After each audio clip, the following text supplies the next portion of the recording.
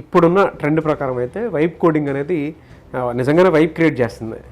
So ఈ course ఏ విధంగా ఉండే అవకాశం ఉంటుంది? ఇప్పుడు ప్రాంప్ట్ ఇంజనీరింగ్ బాగా వింటున్నాము, యూజ్ చేస్తున్నాము కూడా మనం ChatGPT ఇవన్నీ. సో ఆ ప్రాంప్ట్ ఇంజనీరింగ్కి బేసిక్ది వైబ్ కోడింగ్.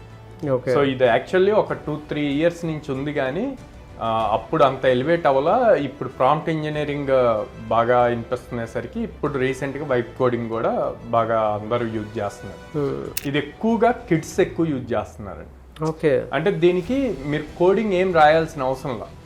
మనకి ఏమనిపిస్తే అది ఇస్తే అది ఆటోమేటిక్గా అక్కడ క్రియేట్ చేసి చూపిస్తూ ఉంటుంది. ఈ వైబ్ కోడింగ్లో వచ్చేసి మళ్ళీ మీరు ఎర్రర్స్ ఉండవా ఇట్లాంటి అన్నీ ఉంటాయి.